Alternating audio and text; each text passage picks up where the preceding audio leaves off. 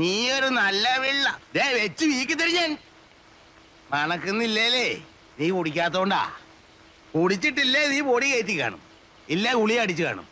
ബോധവും പൊക്കണോ ഇല്ലാതെ നിന്നോണ്ട് ലേശം കള്ളു മോന്തേനെ എന്നെ ശാസന മേടിക്കും. അവനെ മാത്രമായിട്ട് പറയണ എന്തിന്?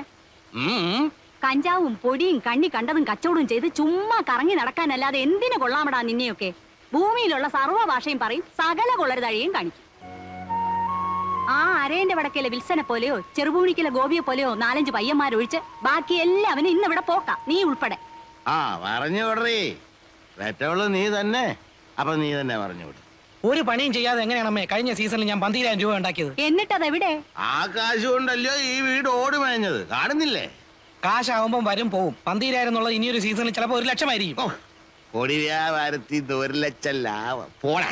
അമ്മ, സീസൺ ഒത്തു കിട്ടുകയും ലക്കടിക്കുകയും കൂടെ ചെയ്താൽ ഈ വീട് ഓടല്ല പൊന്നുകൊണ്ട് മേയാനുള്ള കാശായിരിക്കും ചിലപ്പോ വന്നുപെടുന്നത്. അറിയാവോ, വല വലിച്ചേർന്ന രാജേന്ദ്രന്റെ നില എന്താ? വലിവ് കാസി എങ്ങനെയാ കാസിയും കോൺട്രാക്ട് ആയത്? അങ്ങനെ ഇപ്പൊ നീ വലിയവനാകണ്ട, അങ്ങനത്തെ കാശ് ഇവിടെ ആർക്കും വേണ്ട. നന്നായി പോയി, നന്നായി പോയി, നന്നായി പോയടി ചെല്ലമ്മേ. പൊടി വ്യാപാരം കൊണ്ട് 1 ലക്ഷം പ്രഭു. കാണിച്ചു തരുന്നതിന് കമ്മീഷൻ വേറെ, കച്ചവടം നടന്നാൽ അതിന്റെ കമ്മീഷൻ വേറെ. ചേട്ടാ തരാന്ന് പറഞ്ഞില്ലേ, പിന്നെയും പുറു പറഞ്ഞത് ഇതെന്തോ പറയവാ. ഈ കയറ്റമെല്ലാം കേറിയിട്ട് അവിടെ ചെന്നിട്ട് 1-2 പറഞ്ഞ് തെറ്റി കച്ചവടം നടന്നില്ലേ നിങ്ങൾക്കിങ്ങ് പോരാ. കണ്ണും കാണാതെ ഞാനിവിടെ പെട്ടുപോയാലേ കറക്കവാ മോനെ. അതാ അതിന്റെ കമ്മീഷൻ വേറെ എന്ന് പറഞ്ഞത്. പിന്നെ ഇത് തന്നെ പറഞ്ഞോണ്ട് ഒരു തൊയ്യങ്ങ് വെച്ചിരുന്നു. ശരി, ഇങ്ങോട്ട് വീട് പോയി കയറട്ടെ.